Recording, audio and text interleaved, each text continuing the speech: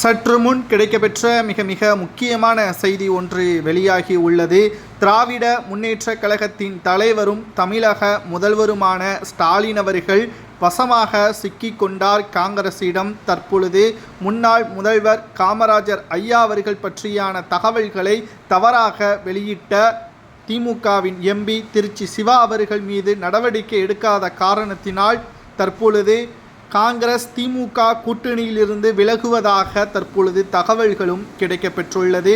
ராகுல் காந்தியுடன் சந்திப்பை ஏற்படுத்தி தமிழக காங்கிரஸ் கமிட்டி நிர்வாகிகள் தாவேகாவுடன் கூட்டணி வைப்பதற்கான பேச்சுவார்த்தையில் ஈடுபட்டு வருவதாகவும், ஏனென்றால் தமிழகத்தில் காங்கிரசின் நிலைமை திமுக நினைக்கிறது மிக மோசமாக காங்கிரஸ் இருக்கிறது, நம்மை விட்டால் வேறு யாரும் காங்கிரஸ் கூட்டணி வைப்பதற்கு ஈடுபட முடியாது, அவர்கள் தோல்வியை தான் தழுவார்கள், தமிழகத்தில் தனித்தும் காங்கிரஸ் போட்டியிட முடியாது, திமுகவை விட்டு விலகவும் காங்கிரஸால் முடியாது என்று திமுகவின் தலைமை நினைத்து கொண்டிருக்கிறது என்று காங்கிரசின் தமிழக தலைவர் செல்வ பெருந்தகை அவர்கள் ராகுல் காந்தி அவர்களிடம் தெரிவித்துவிட்டார் என்ற தகவல் கிடைக்கப்பெற்றுள்ளது.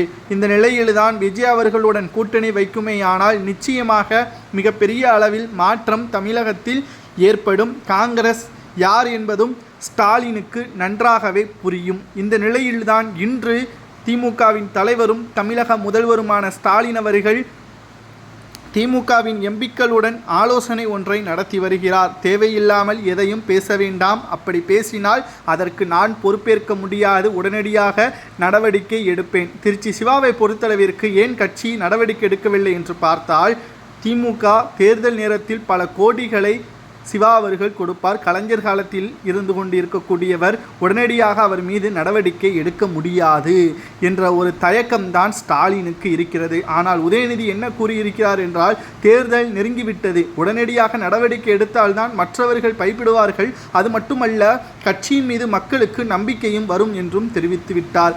ஆனால் உதயநிதியின் பேச்சையும் முழுமையாக ஸ்டாலினால் கேட்க முடியாத ஒரு சூழலும் இருக்கிறது.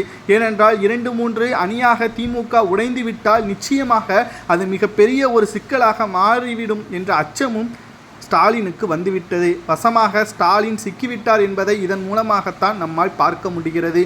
சிவா அவர்கள் பேசியது மிகப்பெரிய தவறு என்பதை ஏன் ஸ்டாலின் அவர்கள் உணரவில்லை என்பதுதான் தற்பொழுது காங்கிரஸ் கட்சியினர்கள் கேட்கக்கூடிய கேள்வியாகவும், நேற்று முன்தினம் கூட திருச்சி சிவா அவர்களது வீட்டை முற்றுகையிட்டு காங்கிரஸ் நிர்வாகிகள் பரபரப்பை ஏற்படுத்தினார்கள். எப்படி காமராஜர் ஐயா அவர்கள் பற்றியான தகவல்களை தவறாக வெளியிடலாம் என்று காங்கிரஸ் கட்சியினர்கள் கேட்பது சரியா தவறா என்பதை கமெண்ட் வாயிலாக கூறுங்கள்.